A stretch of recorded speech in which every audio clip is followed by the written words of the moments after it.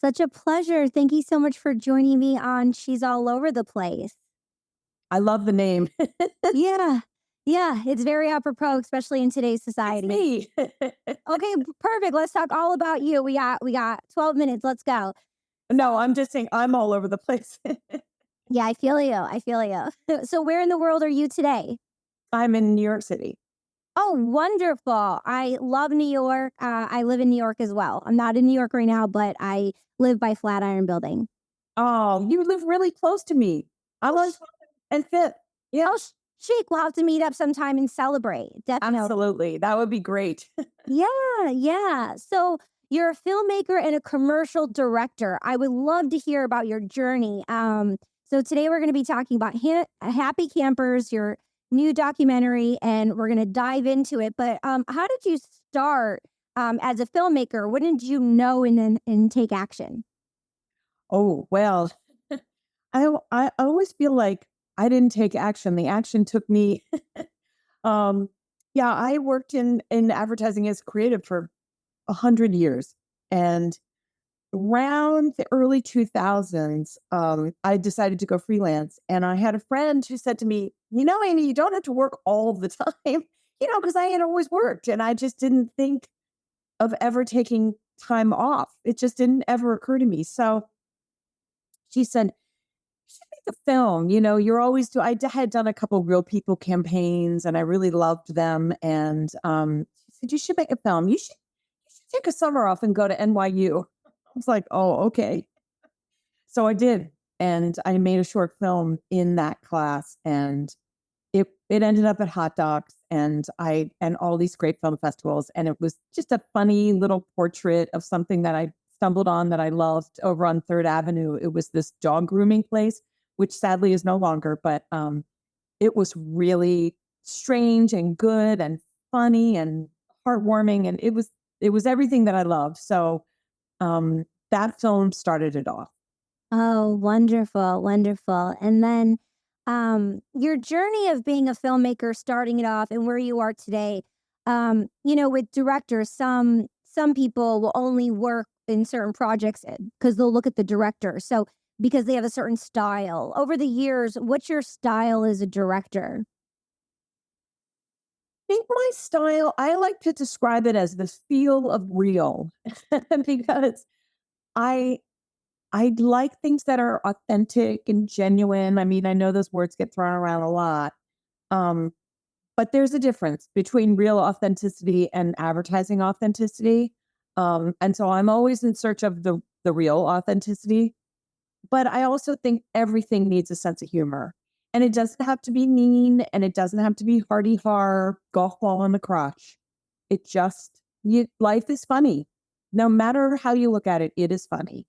And so I think that's the sweet spot in which I love to work. Yeah, when you mention all those things, some visuals come up from Happy Campers.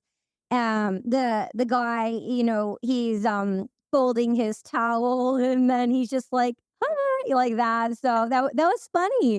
He was funny, and people are funny. Real, raw, emotional from the beginning. I love the cinematography in the beginning. How you got the reflection from the flags, and one was a happy face. I thought that was really interesting. Thank you. And then the construction, and it was again like a shadow, a reflection off of the window of the home, and then the construction machine. So yeah, loved your style and vibe. What did you shoot on? I shot on a Blackmagic 4K pocket cam. I think they make a 6K version now, but that camera is stunning. And the best part of that camera is the range is so good that you can shoot at a certain ASA during the day and a certain one at night and set it and forget it. So when you're working alone and you're worried about sound and a million other things and mosquitoes and wind and sunburn, I mean, I was outside all summer, Um, when you're worried about all of those things, just knowing that that sensor is going to give you good images is really nice. And I did a little bit of testing in the beginning, but then after a while, I was like, nope, they had it right. And sometimes when you're shooting in the dark, you can't, especially if you're shooting something that's far away, you can't shine a flashlight on it and see it. So you don't know if you're getting great exposure or not. And I got back and I was amazed at some of the images I got. I felt lucky, but yeah, it was that camera. It's really simple to use. It looks like old 16 millimeter in a way. Yeah, it's great. Well, thank you for sharing. We have a lot of creatives who tune into the show, so maybe they'll take action and look it up if they haven't used it already. Mhm. Yeah. And then why tell this story, Happy Campers? Well, I think it's just me. I the last film I made was a feature film. Um, the last feature film I made, I'm sorry, I made a film before this called Pickle that was about absolutely nothing, crazy animals. But before that, I made a feature about the rezoning of Coney Island. And Coney Island because you're a New Yorker. It used to be this hodgepodge of like crazy rides and guys with missing teeth, and it was rough, but it had a patina, it had a fabric, and the city has now leased it to a single ride operator. So yeah, technically there's still rides there. Maybe there's even nicer ones than there were there before, but it is not the same place. And I feel like the soul of things gets crushed in the march of capitalism. Mm. And it drives me insane. Like, well, why does that place have to go away? And it's because the land is so valuable that somebody has to turn it into something else. Or you'll see this all the time also in New York is like some little great groovy restaurant that was in a basement in the West Village is now like movie stars go there, and it's celebs and it's, there's a place I call the TikTok coffee shop because it's such a see and be seen, when it's like, why does everything have to be that? Why can't things just be their great old funky self, And so, Yeah. and people too, people are very much that. I think that there are people that are old salts and they're interesting and they're funny and yeah, maybe they're not, your latest selfie, but they're great people. And I found a great group of people at Inlet View, and I really just wanted to make an homage to them. And how was the process of, meeting these people and then sparking the idea?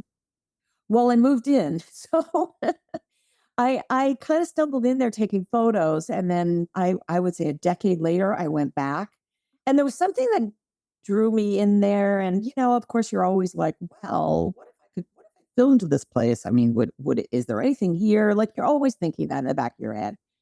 But really, I just thought this place looks like a good time. And, I grew up going to Chincoteague Island. And so we rented a cabin, sorry, my husband and I, for the first summer. And it was funky. It was very funky, but the people we met were just amazing. Mm. So little did my husband know, I bought a camper because I was down there by myself for a week or two. And I met a guy who was selling this camper and it was right on the water and it was adorable. And I was like, it needs a little sprucing up, but boy, is this place great. And it happened to be right in the middle of all of these people. They were huge sections of the campground. And it was right in the middle of all of these people I had already met. And I thought, wow, I can be neighbors with them. Won't that be fun? And so then my husband said, oh, you've lost your mind. I was like, no, it's going to be good. And the next spring we went down and he was like, okay, I get it. It was so fun. It was really, really fun. Wow. And I decided to start filming when I knew that the property people were looking at the property. And I thought, wow, if it goes away, no one's ever going to know it was here. Okay, so we're gonna wrap up soon, but I'm just gathering from what you're saying is that it's accumulation over the years. You were sowing seeds, following just your life patterns and your health and your heart, and so were you like, okay, I'm gonna go into production? You had so many days, or did you shoot over a year, or how many days and or months or years did you actually shoot footage of this project? Oh, it was one summer. So I started probably around Easter of 2019, and I finished just after, I would say, no, early November, because our deadline was October 31st.